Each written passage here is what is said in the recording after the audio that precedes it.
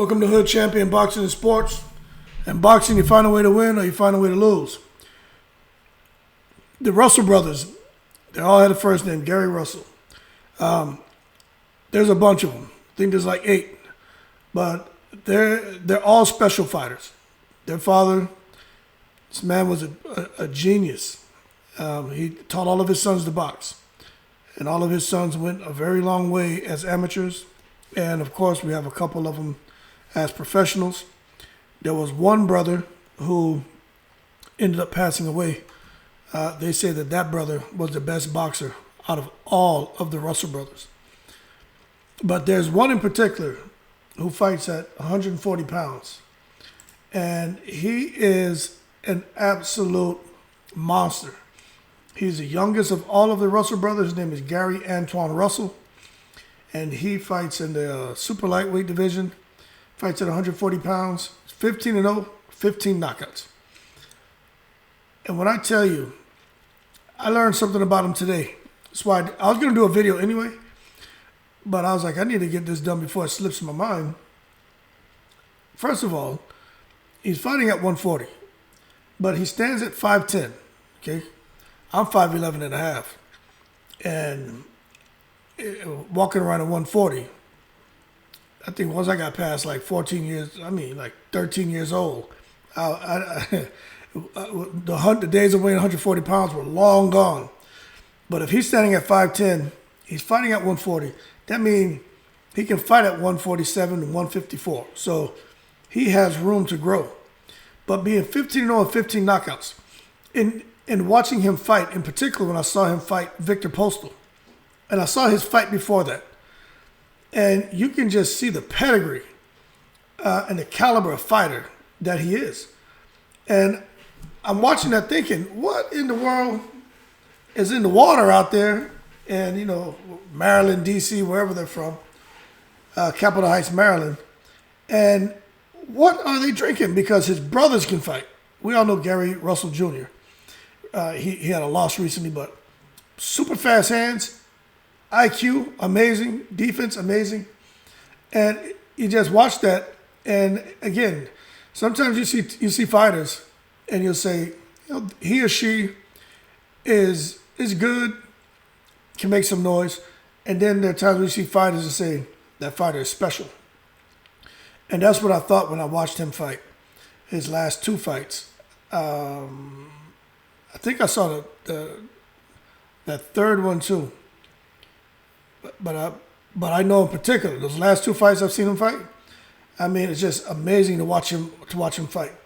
And the one thing I learned about him that prompted me to make this video is I had no idea that Gary Antuanne Russell, now maybe some of you knew this, I had no idea that he beat Jerron Ennis as an amateur.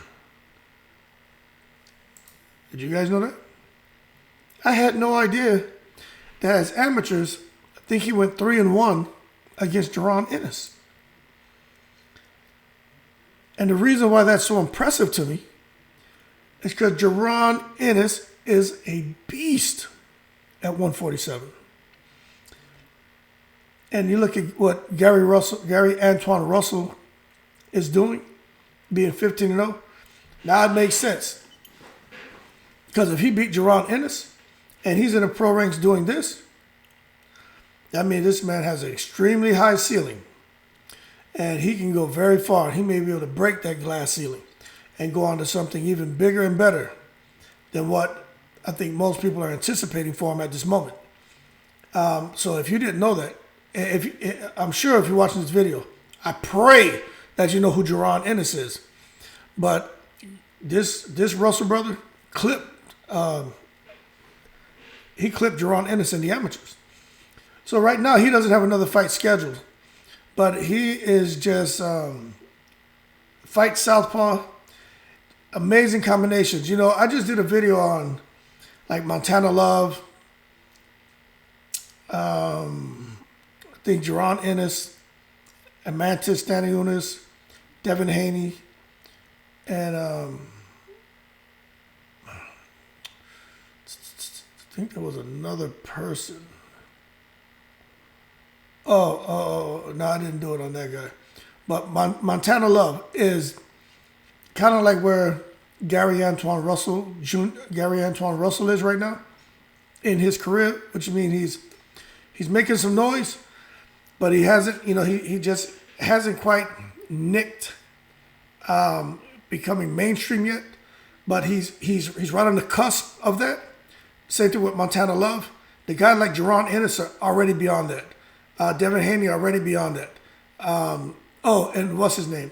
Shakur Stevenson is already beyond that. But Antuanne Russell and Montana Love are kind of the same as far as they're right on the cusp of hitting stardom. Their names really kind of becoming even bigger than they are already and getting those opportunities. But he is somebody who, he's averaged over his 15 fights. They're all knockouts, but he's averaging around 3 rounds. Amazing. So not until he got in there with Postol, he went 10 out of 10 rounds, but he got him out of there. Then he had another fight where he went 6 out of 10 rounds. Everything else, other than that, didn't go more than 4. Majority of his fights ended in the first round. But, as he moves up, in class, fights get a bit more difficult. But what we need to understand, I want to foot stomp this, is when he fought Viktor Postol. Viktor Postol had never been stopped before. So that speaks volumes about Gary Russell, his skill set, and his power. Now, true indeed, Postol's a tough guy. When they stopped the fight, he complained because, he was like, hey, he could have continued, but he was taking unnecessary punishment. But he's tough Ukrainian, tough loss for him too because everything that's going on back home and him having family there and stuff like that. But at the end of the day, Antuanne Russell got a win. But if you don't know who he is, I'm sure you know his brother Gary Russell Jr. is, you need to watch some of his highlight film to gain an understanding because he is full steam ahead in the 140-pound weight division. And he's a guy, I just did a video on Adrian Broner too. I'm talking about Adrian Broner and Blair Flair Cobb should fight. This guy, I think Antuanne Russell has called out Adrian Broner. Adrian Broner should not fight him. He just should not fight him. And this is the point we're at with boxing right now. You had the Mayweather era, the Cottos, the Manny Pacquiaos, okay? You had turnover. Shane Mosley, even, the guys like Luis Collazo, Kermit Central. Some of those guys were elite, other guys were great, but some of those, then you had the special fighters. But they were all in that same era. Now you got where that era was turning over, and then you had the Keith Thurmans, the Danny Garcias, the Sean Porters, You had those guys coming through. And now Amir Khans, now their stuff is starting to turn over. And you have these Earl Spencers, even Crawford. So they're getting ready.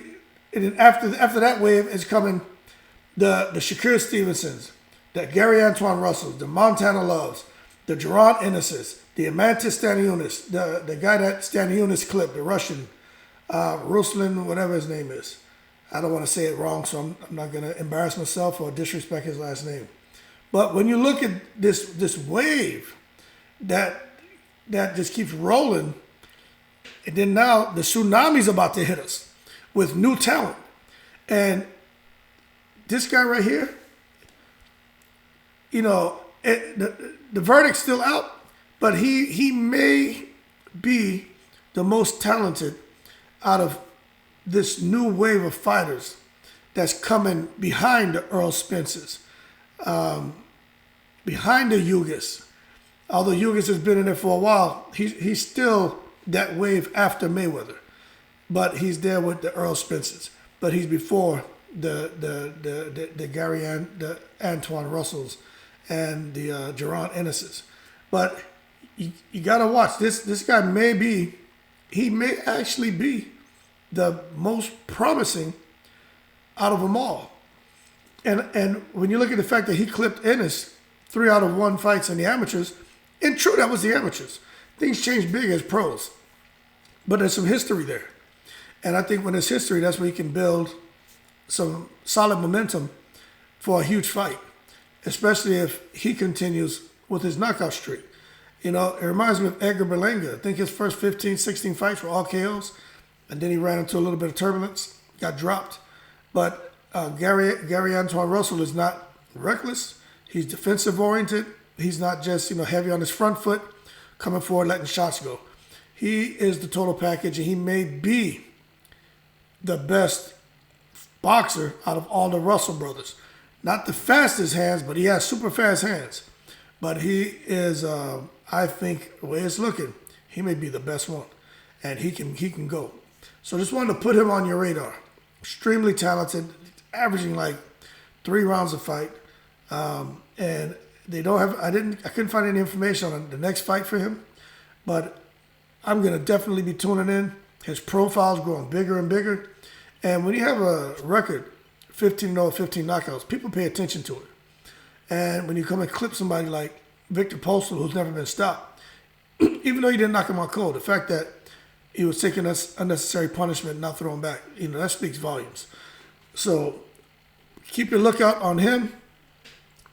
And the most importantly is, in the amateurs, although the professional ranks are different, he clipped Ennis 3 out of 4 times. And that's something that we have to pay attention to when you look at what Jerron Ennis has done as a professional. I don't care. As an amateur, Jerron Ennis was a problem too. But for him to win 3 out of 4, you got to say that there's something special about him too, and he's shown that as a pro as well. But that being said, hey, keep him on your radar. More great things that come from him. And thanks for watching the video. If you got to the end, you guys keep safe. Please subscribe. Shout out to all the veterans. I really appreciate your support, and I'm in the breeze.